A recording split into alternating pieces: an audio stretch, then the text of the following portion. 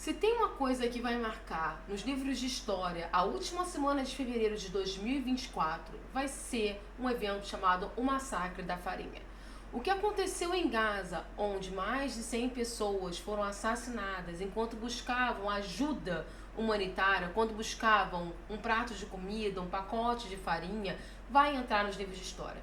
Eu normalmente, quando vejo um assunto assim, eu já vou gravando vídeo, já vou falando o que está acontecendo, mas eu esperei um pouquinho para gravar para essa plataforma, para ver mais ou menos o desenrolar político no mundo sobre esse evento específico. Nas minhas outras redes eu falei praticamente no mesmo momento, até porque as outras redes elas precisam de opiniões ou de falas e análises instantâneas. E a gente continua fazendo análise sobre isso. Mas eu confesso que eu fiquei pensando assim, eu vou esperar um pouquinho para gravar um vídeo para o YouTube para ver o impacto político dessa atrocidade que aconteceu em Gaza com civis enquanto buscavam comida e se de fato isso vai impactar um cessar-fogo ou uma diminuição da violência do Netanyahu em Gaza. A verdade é que quase uma semana depois do massacre da Farinha, apesar da gente ter tido falas muito fortes, né, do presidente da França, do próprio presidente dos Estados Unidos e de outros players do mundo, não se conseguiu um cessar-fogo. Não se conseguiu efetivamente uma discussão para se parar a matança em Gaza.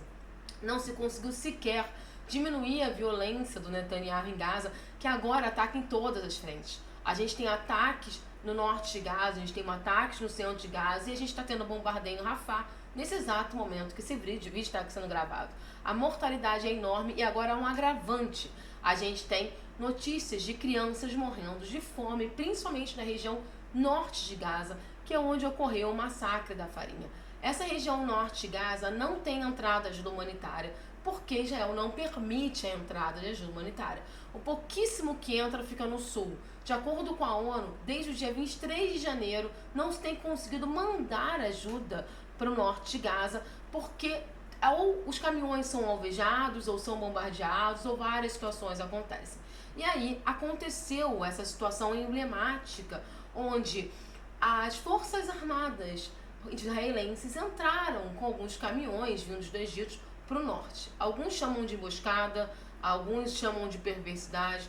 O fato é que mais de 100 pessoas, civis palestinos morrendo de fome, que só precisavam pegar comida para alimentar a sua família, foram executados de todas as formas possíveis porque estão sofrendo uma punição coletiva.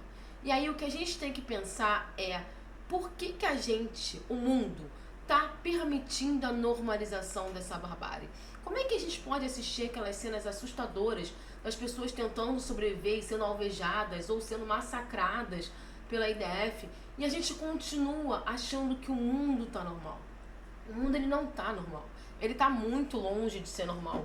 E pra gente, então, que não faz parte do norte global, a gente que é sul global, a situação é muito mais complicada. Porque a gente percebe que todo o norte global, o ocidente, apoia o que acontece em Gaza.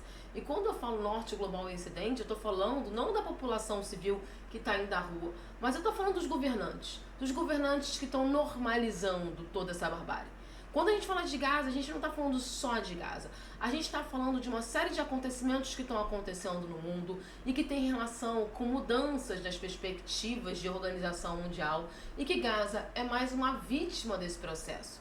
A gente fala de, na verdade, o Ocidente impondo a sua força no mundo árabe e ali naquela região e mostrando a sua força. Gaza é o exemplo.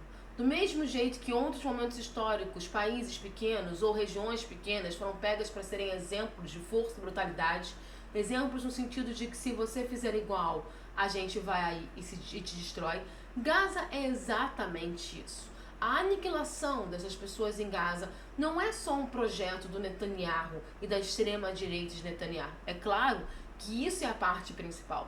Mas o apoio quase insano dos Estados Unidos, da Alemanha e do Reino Unido a esse processo nefasto de aniquilação de uma população civil faz parte de uma tentativa de silenciamento de todo o sul global.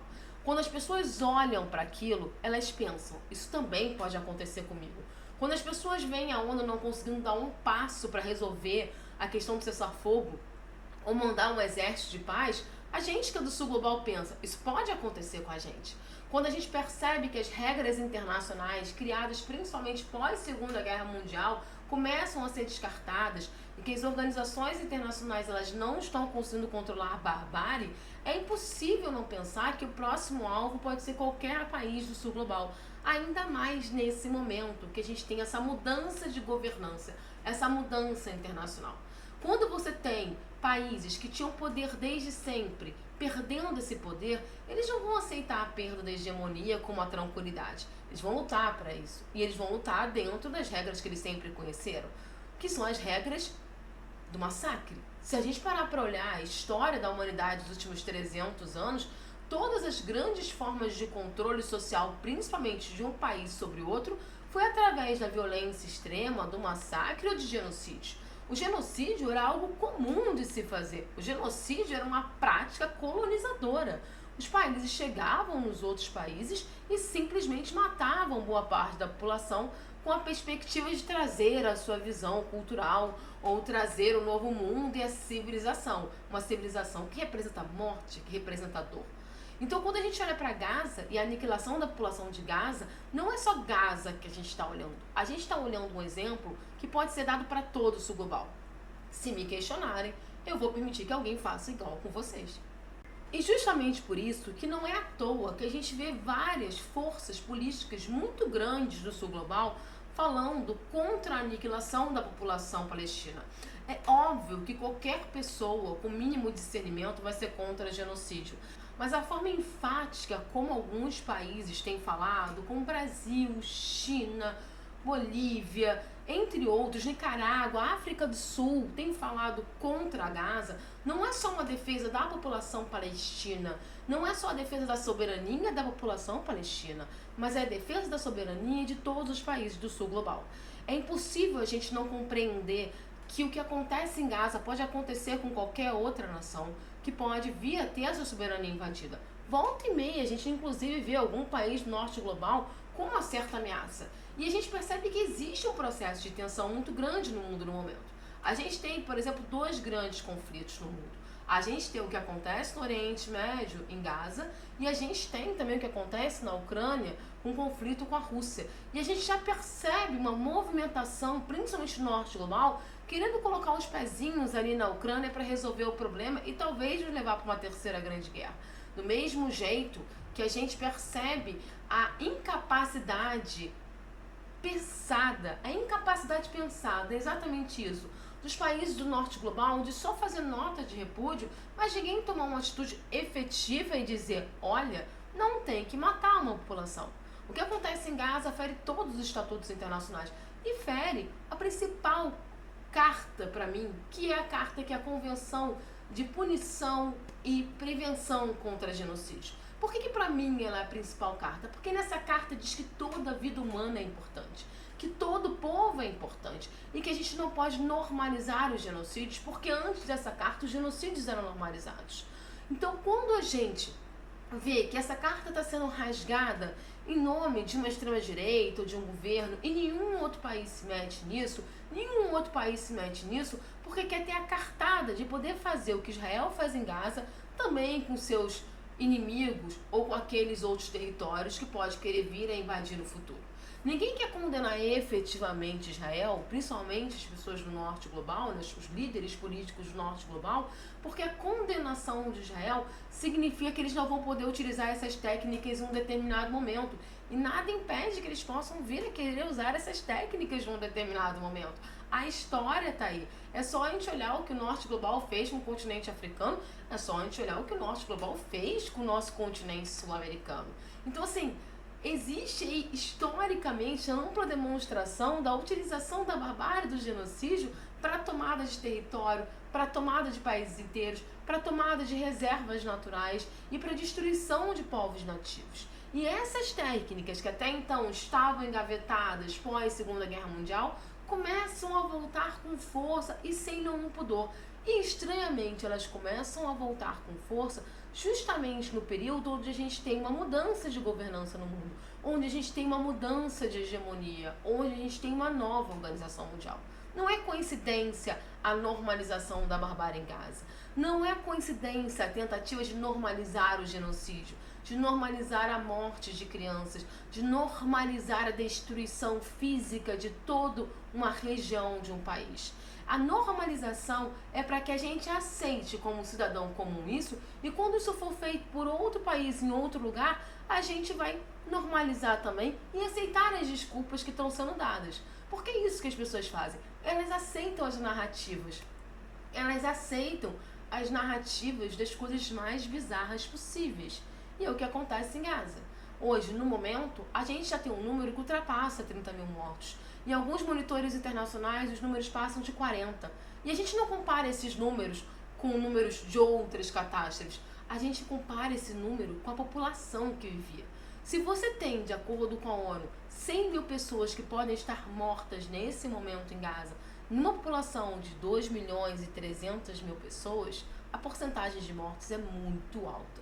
Se mais de 45% das mortes dessa guerra, que não é guerra, porque só tem um exército, um lado com exército, são de crianças, a gente sabe que isso não é uma guerra normal. O estatuto de prevenção, estatuto não, gente, a convenção, né, de prevenção e punição contra genocídios, ela deixa muito claro que impor certas situações que leve a dano físico, psicológico para um grupo social é um processo de genocídio. A fome é isso, né? A matança excessiva de civis é isso. Quando você mata um recém-nascido, você está impedindo uma criança de crescer. Se você impede uma criança de crescer, você impede a continuidade do povo. Cada vez eu tenho mais certeza que Gaza é um aviso velado para o sul global, sabe? Cada vez eu tenho mais certeza que Gaza é como se fosse uma mensagem subliminar constante para o sul global, que é: se vocês ousarem realmente disputar poder, se vocês ousarem realmente disputar espaço, o que a gente está fazendo com eles, a gente vai fazer com vocês. E ninguém, absolutamente ninguém vai intervir, porque nós não vamos permitir. Então esse é o momento que o sul global tem que se unir, independente de suas visões políticas e ideológicas, para proteger as suas soberanias. Há um risco muito grande das soberanias do sul global começarem a ser desrespeitadas nesse processo de busca de poder, como se a gente retrocedesse uns 200 anos.